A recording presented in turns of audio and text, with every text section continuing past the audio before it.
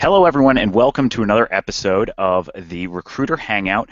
My name is Andrew Alex with Viral Marketing, and I'm joined, of course, and always by my co-host and partner here, Bill Vick, the founder and principal of Vick and Associates, consultant and trainer in the recruiting industry, serial entrepreneur, and founder of Big Billers Publishing. And he is a consultant in the recruiting industry who has graciously given his time to work with Viral Marketing to showcase the changes that are taking place within the recruiting industry, author of Big Biller, co-author of LinkedIn for Recruiting, and he's using this experience to gather as much information as possible for his third book, which we're looking forward to.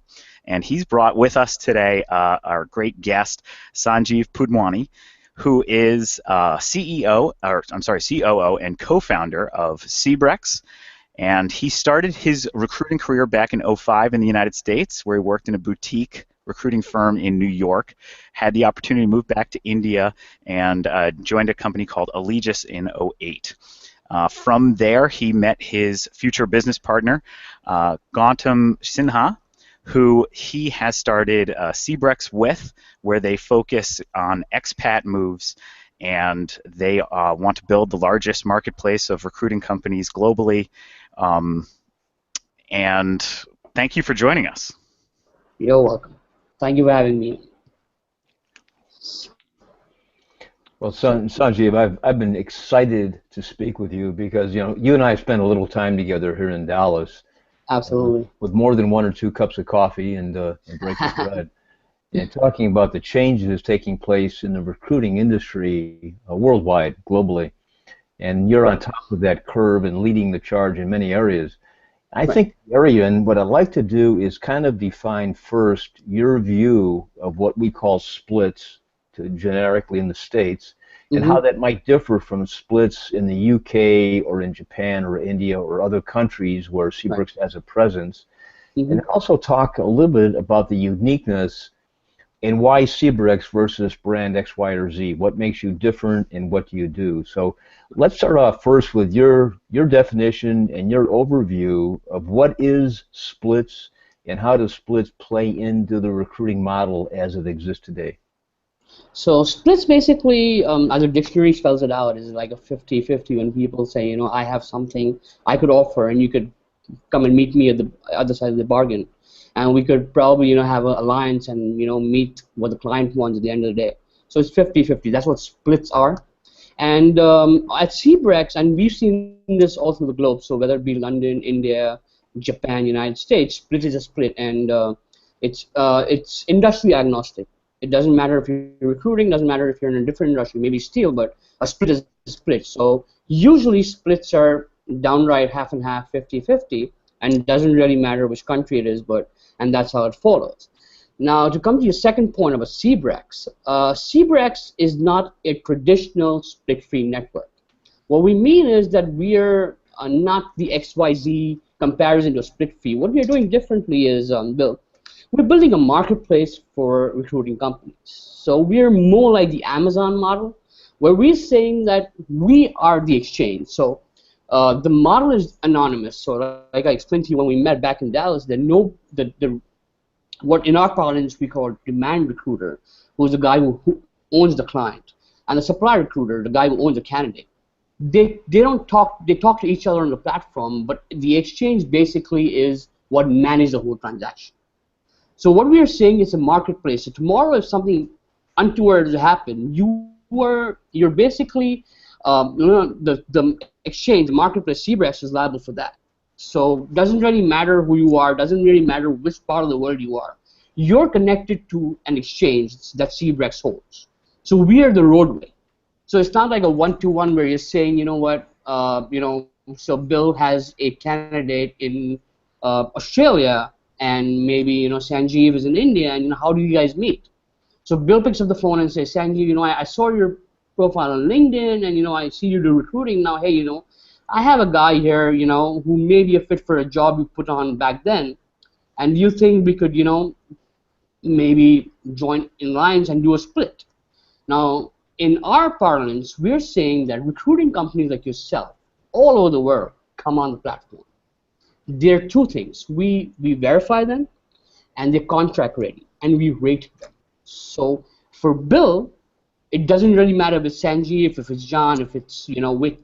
It's basically the platform that ensures you that you will get what you need of the platform.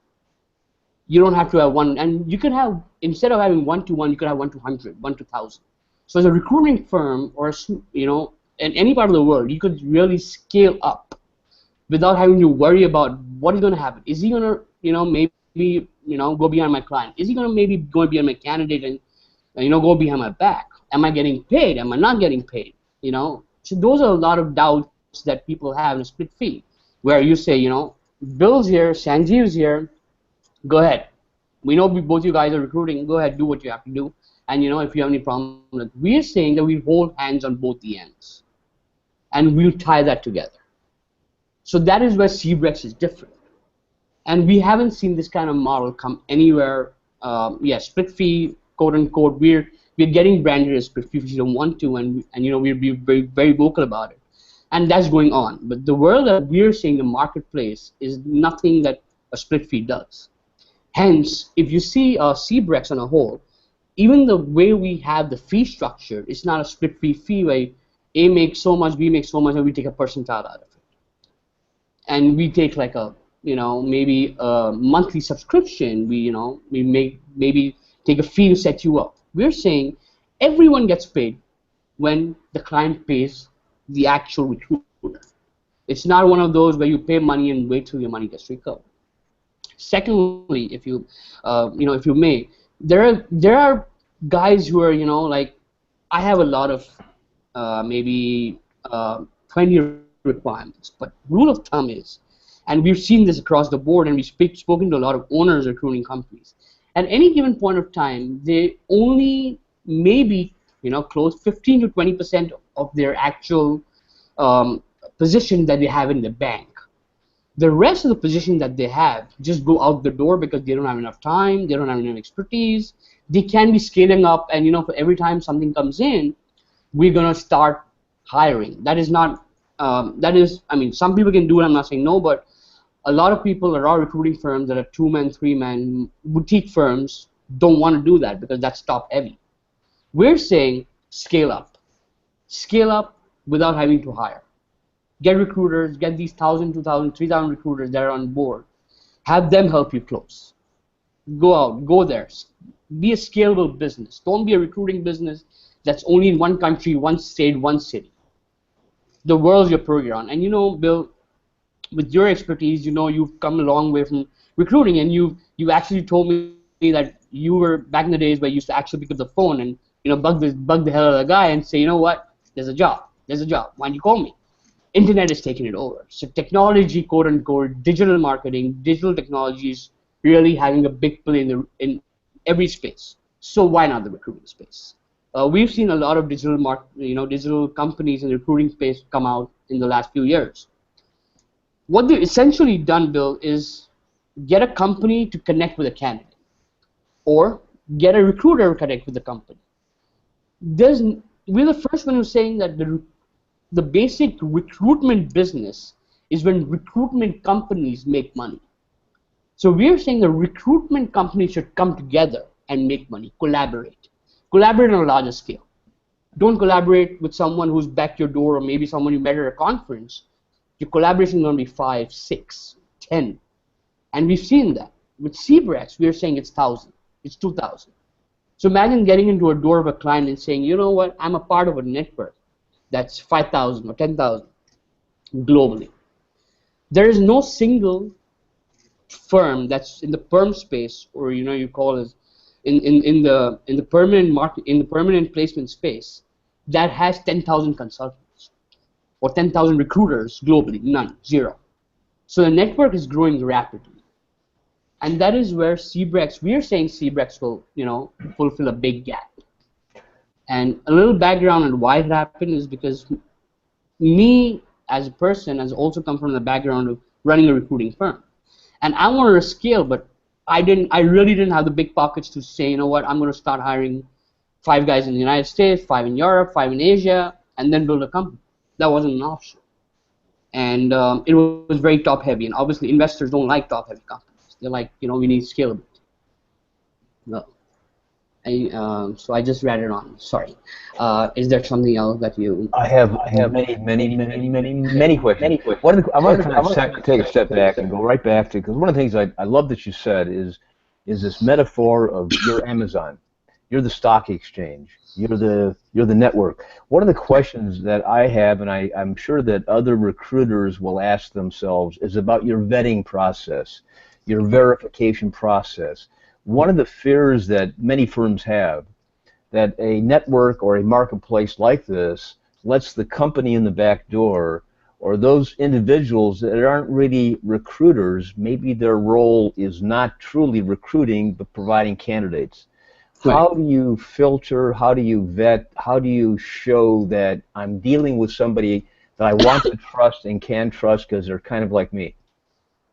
Correct. So it's a great question. So, Bill, the thing is that the way we are growing rapidly today, independent. So there are three facets to a recruiting firm. One is a recruiting firm owner, one is a sourcer, and one is an independent recruiter.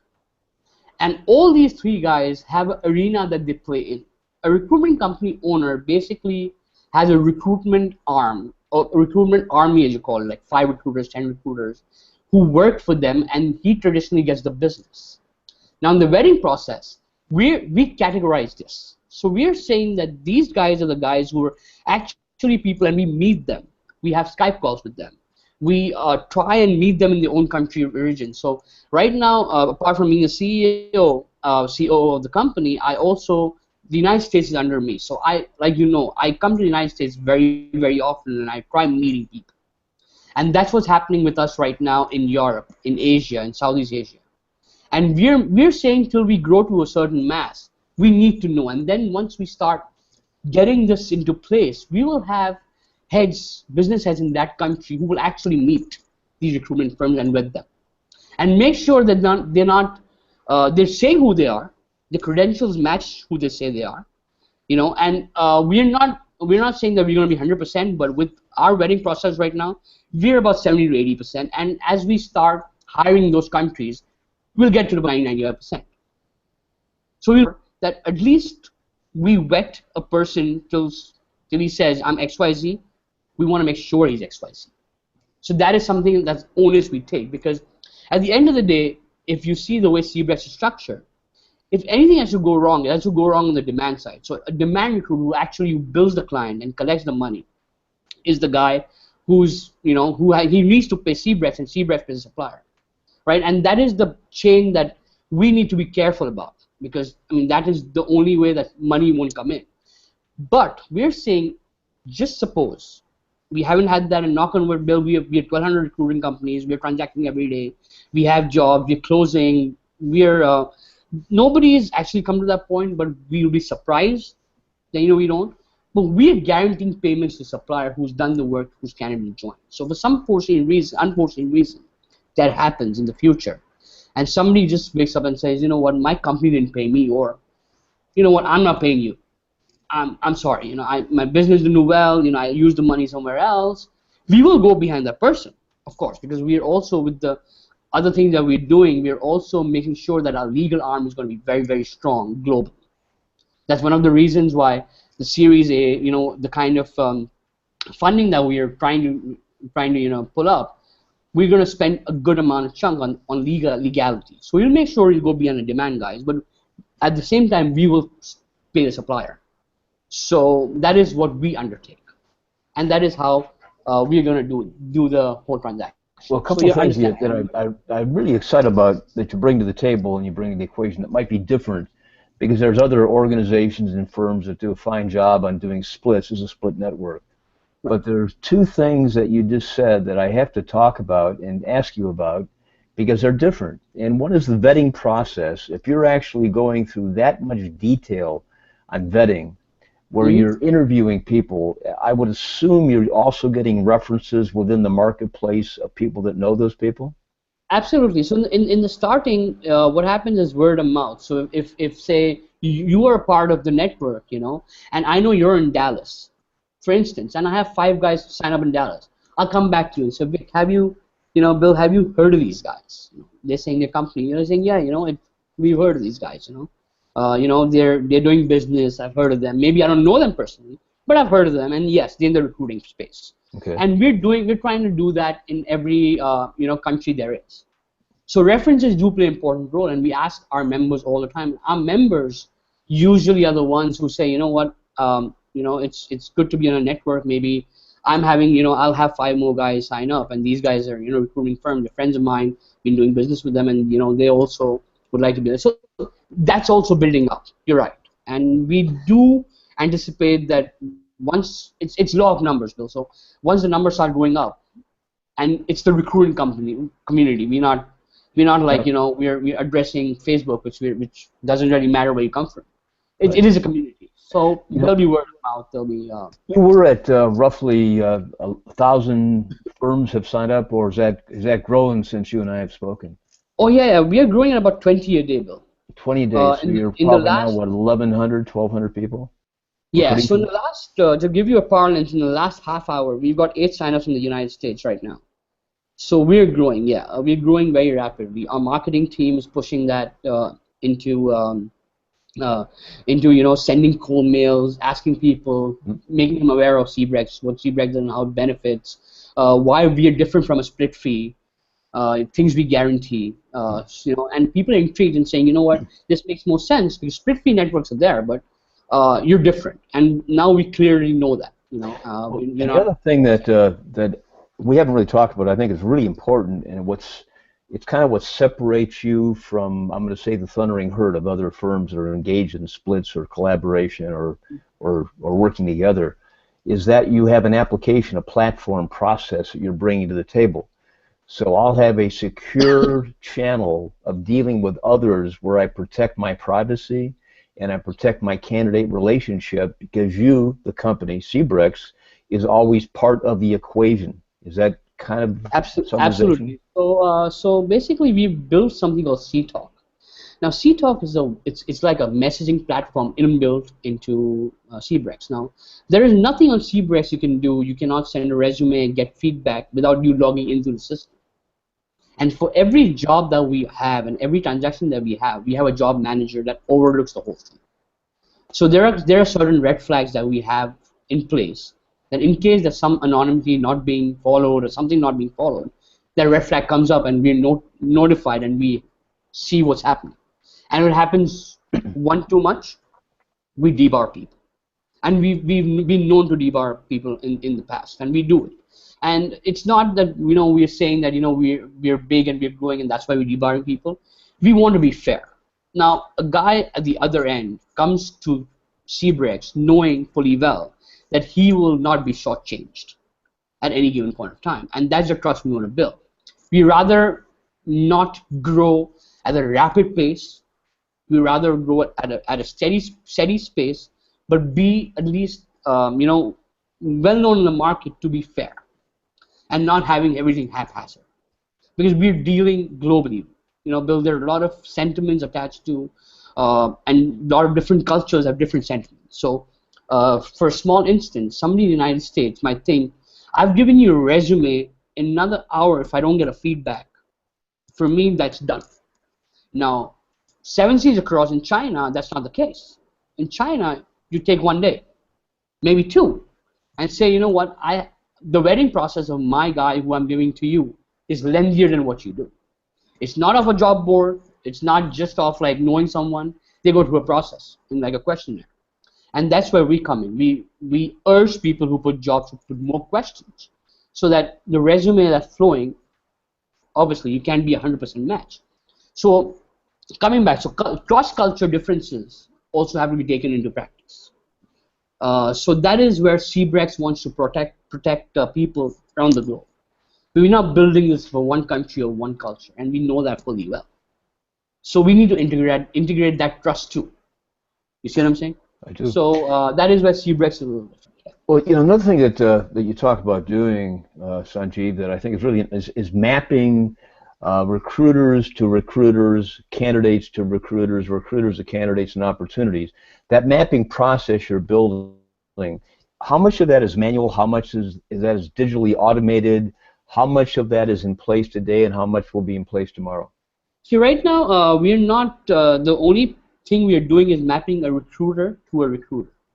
Now we're saying that recruitment companies that join CBREX have their own databases, have their own networks, and hence can fulfill a job outside a job board, outside a LinkedIn.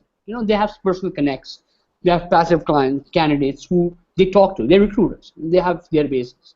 So that is automated when Bill Wick puts up a job and says, I need an IT director in Dallas for XYZ company.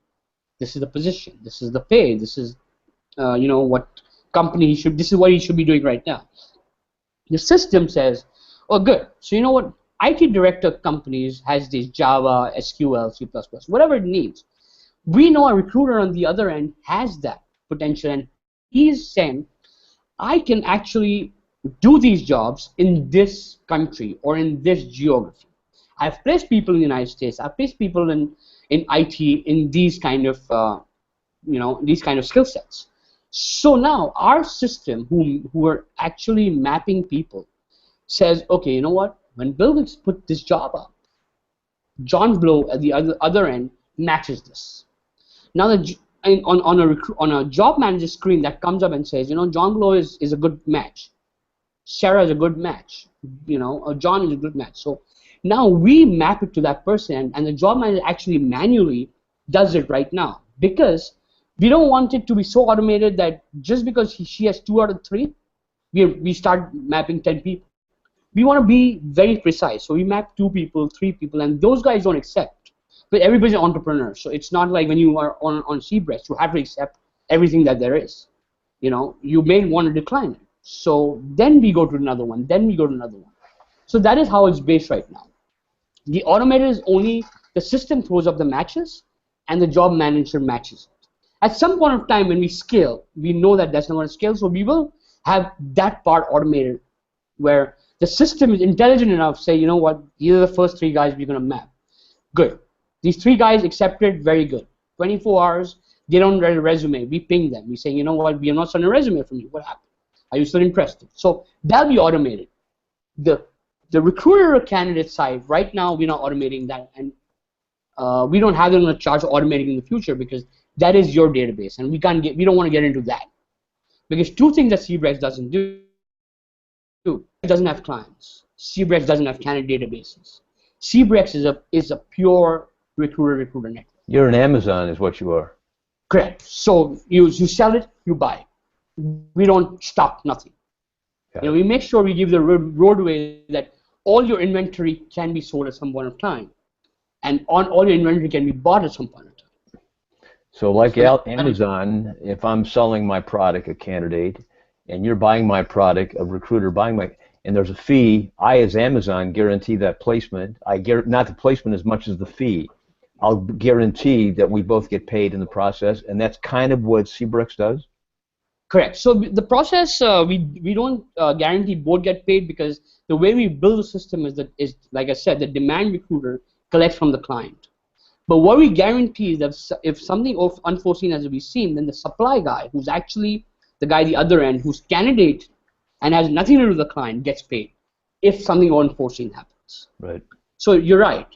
It's the Amazon marketplace kind of model, where we're saying Amazon Prime says, if the goods don't reach you, or the goods reached you and you don't get paid because the buyers, calls up his credit card company and says, you know what, I did a $10,000 deal, but he calls up and declines that and tells his credit card, no, I haven't done that. And that goes. Amazon says, we'll guarantee that. So that part we do. Yes. So you look down the road, and my kind of interpretation of talking about the platform and the application, in my mind, I kind of see a WhatsApp or a text exchange, kind of a mobile application. Am I seeing the right kind of thing? You are, absolutely. So, Bill, actually, when we were talking, remember back in Dallas, I said we're going to have an app very soon. Unfortunately, the app didn't come out, and Gotham is very, very, he's a perfectionist, if you ask me. And he's very, and you've spoken to him a number of times, and he's a well-known individual in this industry in India, because he sold a company and as big as that what he made. And he says, when he looks at the thing and he says, you know what, I don't want this to be branded with CBREX. So that's what happened to the application right now. We're at that stage where he says this is not flying with me. So we are going to have an application. That application is going to come out. It's going to be a mobile application where you could it'll be a CBREX application where CTalk will be. You could upload resumes straight from your mobile phone or your your tablets or your iPads, and communicate. So the app will do everything. We've missed the deadline. We're supposed to release it next month, but we're gonna push it back because Mr. CEO said it didn't fit the bill. So yes, you're seeing the right. What other, if you look down the road, kind of in that crystal ball, look down the road a year, 2 years, 5 years, 5 years or so down the road, maybe that's too far. Let's look next year, the year after. Right. Where do you see CBREX in this entire marketplace of shared collaborative placements and this whole evolving model that we see taking place of kind of this gig mentality? Where do you see CBREX playing in that area? So right now we think that with companies and what we've spoken to with companies in recruiting space, and a lot of positive feedback have come back. Where people are saying that we need stuff like that because right now we're clearly not a global company. We're a recruiting firm based out of Beijing, China, and we're placing people in whatever we get our hands on in Beijing, China. But our clients are moving all the time. We're moving to the United States, we're moving to Europe, we're moving to Australia. We have a problem getting a contact there, a connection there. And we're saying, trust is one issue, language is the other, time zones is the third, somebody managing the whole thing is the fourth.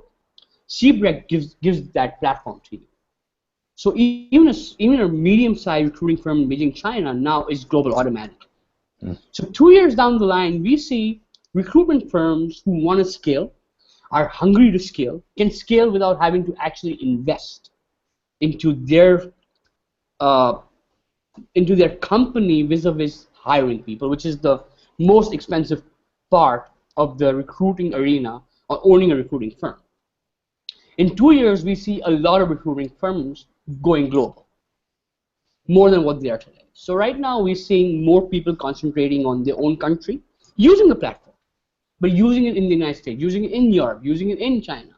But now that we're, aggressively telling them that don't think out of the box, think global. So a lot of people are saying, maybe I have a candidate database which I can use globally. Why shouldn't I? I'll open my box, or I'll get access to business that I would never have.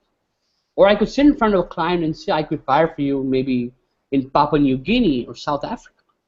You don't need to go and pay a retainer fee, go and pay the high amounts, and be like, first I'll give you a fee and then you let me know if you can oblige me. No, it's going to be contingent. Right now we're gunning for that. So we're saying that in 2 years from now, we want to become the largest marketplace for recruiting firms globally, and we're heading that way. Right. And like the first time we spoke, we started last June.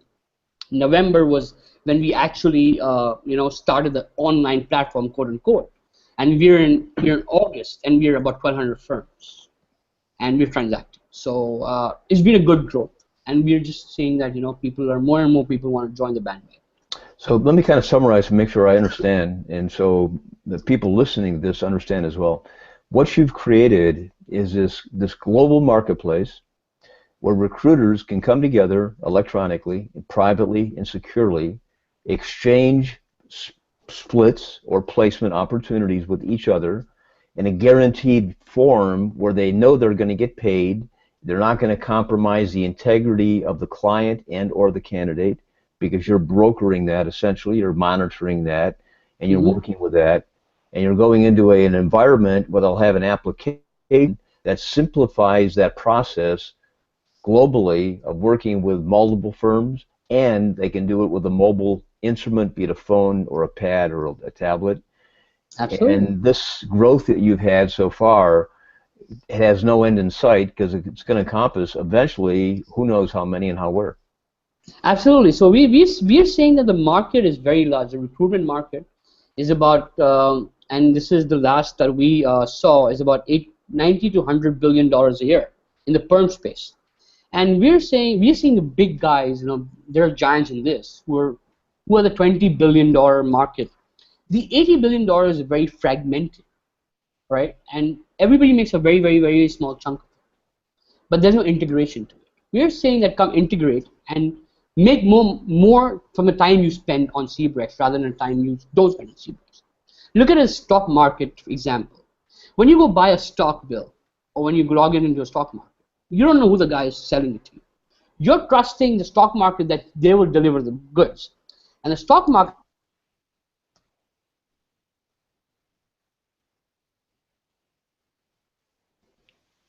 Sanjeev, still there?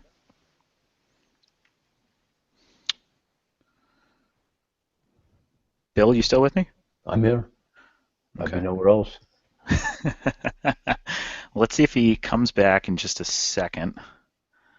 I was loving that stock market analogy too. Yeah. In a hot second, must have just lost his connection.